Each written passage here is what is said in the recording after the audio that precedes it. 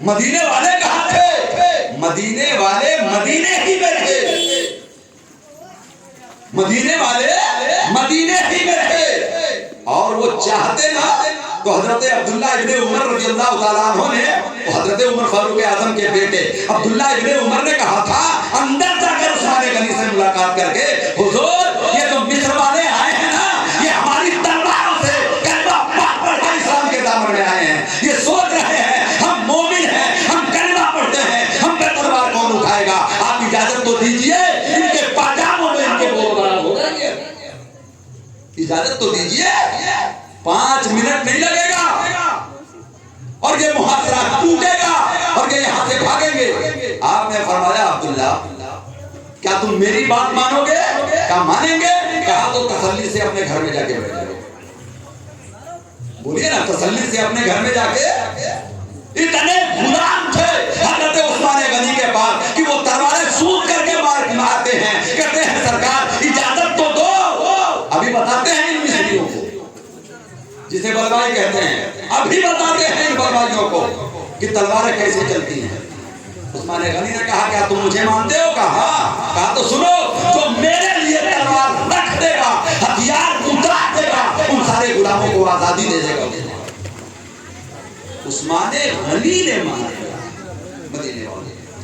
اپنے غلاموں کو، اپنے خاندان والوں کو کہ کوئی تلوار نہیں اٹھائے گا، اس لیے کہ یہ حرم نبوت ہے، یہاں میری طرف سے تلوار نہیں چلے گی، یہاں میری طرف سے تلوار نہیں چلے گی۔ ہاں کوشش کی جائے گی کہ انہیں سمجھایا جائے، انہیں بجھایا جائے، لیکن وہ سمجھنے نہیں آئے تھے، بولیے نا، وہ سمجھنے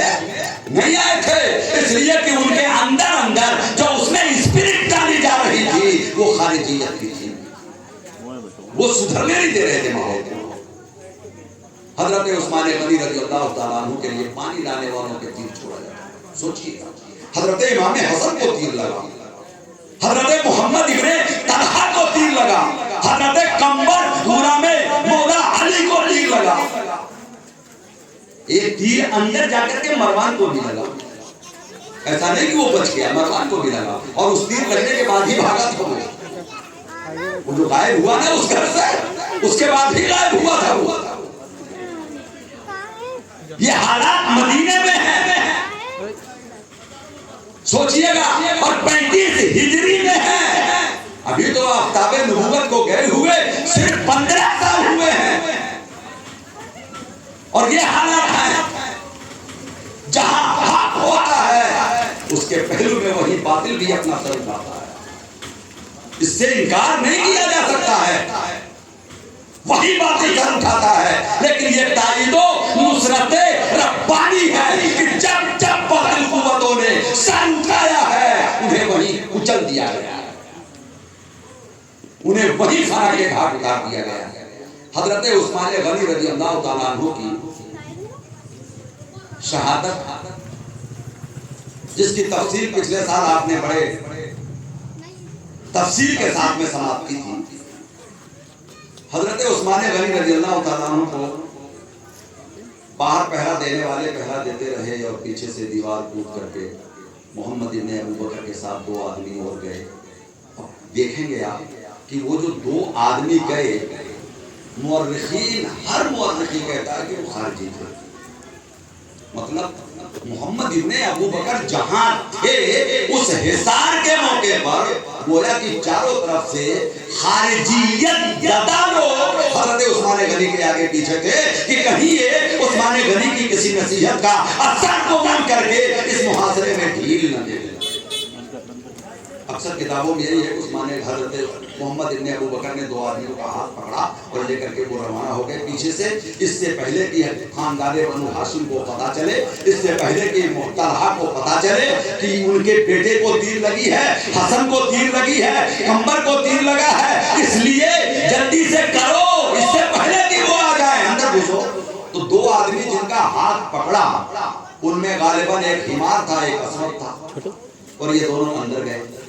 دونوں مصری تھے۔ پانی نکالیے۔ کہاں کے تھے دونوں؟ مصری تھے، اور کمال یہ دیکھیں کہ اس بھیڑ سے جن کے ہاتھ پکڑ کر کے محمد ابن ابو بکر لے گئے، خود محمد ابن ابو بکر بھی ان دونوں کو نہیں جانتے، ان دونوں کو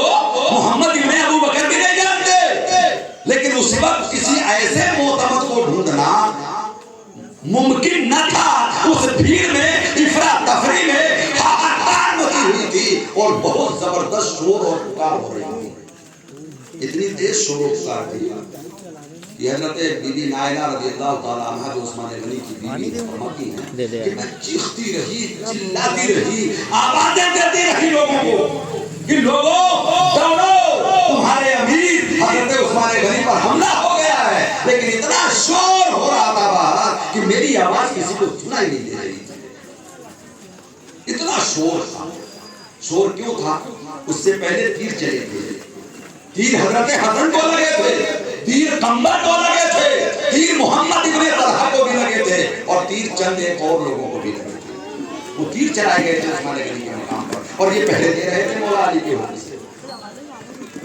بڑے صحابہ کے شہزادگان پہرا دے رہے تھے،